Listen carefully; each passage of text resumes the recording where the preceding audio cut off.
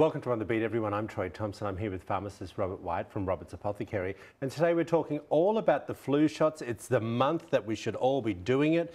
Welcome to the show, my friend. How are you? Good. Okay, I want to talk to you a little bit more in depth when it comes to the flu shot, because a lot of people don't like having it. Okay? Now, we all saw last year when we had COVID, and we still have it, but not as bad, but people were wearing masks and sanitizing their hands. Flus were down. We saw zero flu. Isn't it incredible? Never happened. That the humans can just transfer this flu so easily. I want to talk about the injections. How do we know we're getting the right type of injection for us when we go to the doctors? Because we don't get told that there's different ones. Typically, the doctor will give what the doctor has in stock. Right. Now, we do have different age group flu vaccine. Well, that's interesting to know. So at what age should one start being given the flu injection?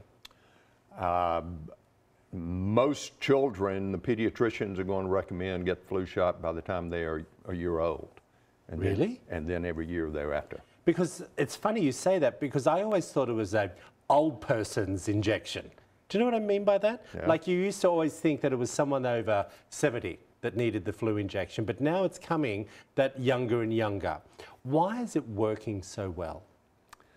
Well, some years it works well, some years it doesn't. Because of different variants. Different variants. There are different strains of flu, and it's always a guess as to which strains go into the vaccine for the upcoming season.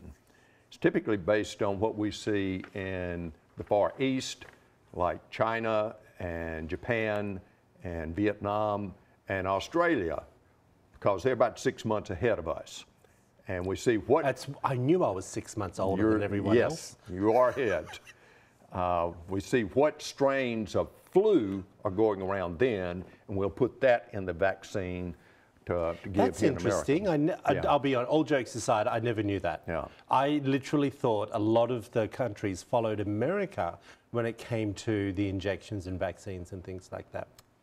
Busted. Busted. Thank you. Now, let's talk a little bit about the vaccines now. You're saying everyone should be coming, what, the beginning of September, end of September?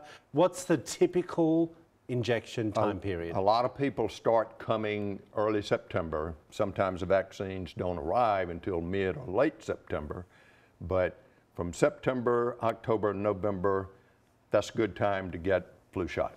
Okay, I want to talk to you about the study. Oh, before I get to that, how long are you vaccinated for when you have the flu shot?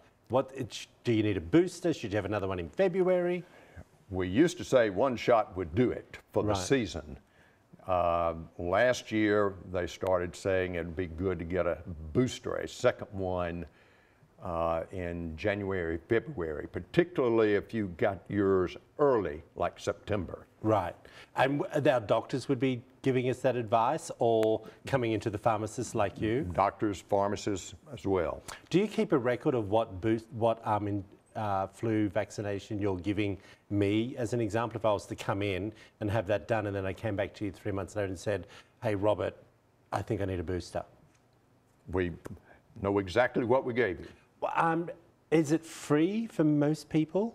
Free for most people. And at supermarkets, pharmacies, all those sorts of things? Yeah, typically insurance is going to pay for the flu vaccine. I like that. I think that's fantastic. That the booster, the second shot, insurance would not pay. Any issues if you're pregnant and having the vaccine? Or should you stay away from it? Typically not. All right. We appreciate everything that you do for us, Robert. If you want to find out more information, there it all is up on the screen for you. Robert's Apothecary, and remember everyone, make sure you get your flu shots.